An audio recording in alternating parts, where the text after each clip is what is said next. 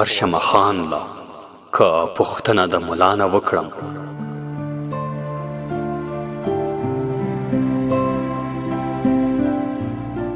ورشم خان لا که پوښتنه د ملانه وکړم، زه د خپل قام د بیوسی تپوس د چانه وکړم.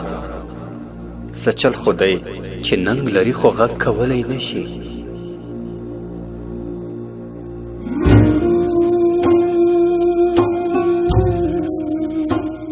څه چل خدای چې ننګ لري خو غږ کولی نشي. سترګې لري ژبه لري خو څه ویلی نشي. ادراک لري قلم لري خو څه لیکلی نشي. د دې مجبورې خاموشۍ تپوس د چا نه وکړم؟ زه د خپل قام د بیوسی تپوس د چا نه وکړم؟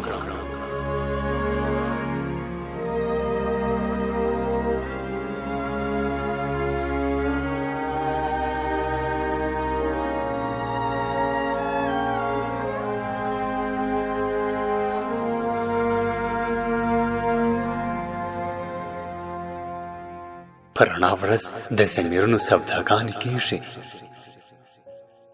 بارود ورېږي، د سرونو سوداګانې کېږي.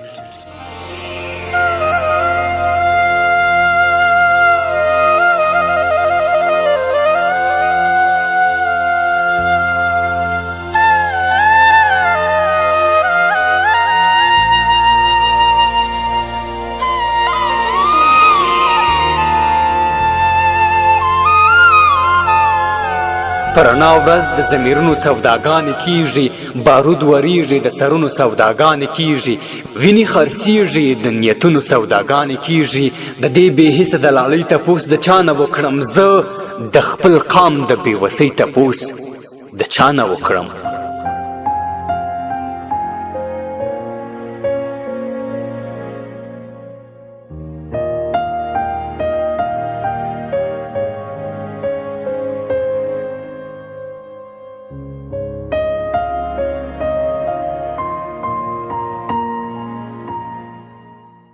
دا څه کیسه ده چې په هر ځای کې قتلېږي پښتون؟ زما د ښځو د بچو هېڅ پته نشته. مال حال کور خو مې لوټې لوټې شو، خو بچي مې څه شو؟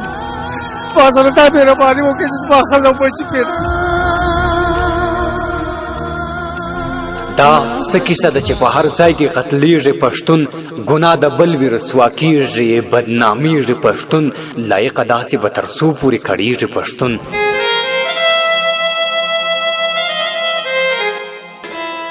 دا څه کیسه ده چې په هر ځای کې قتلېږي پښتون؟ ګناه د بل وي رسوا کېږي، بدنامېږي پښتون.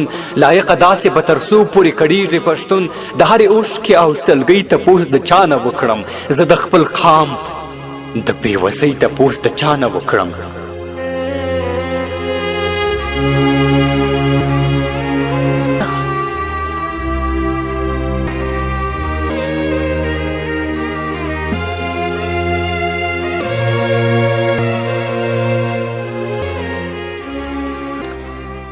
څه چل خدای چې ننګ لري خو غږ کولی نشي.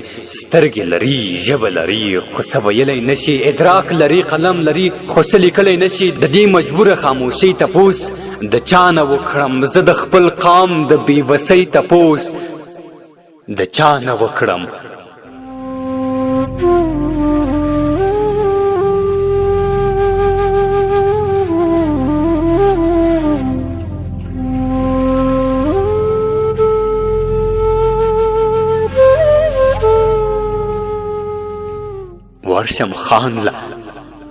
ورشم خان لا که پوښتنه له ملانه وکړم. ورشم خان لا که پوښتنه د ملانه وکړم. زه د خپل قام د بیوسی تپوس د چا نه وکړم؟ چپ فریبو خړا، چپ فریبو خړا، چپ دو کو خړا، چې حیا نه پیژني دنیا هغو خړا. چپ فریبو خړا، چپ دو کو خړا، چې حیا نه پیژني دنیا هغو خړا. چپ فریبو خړا.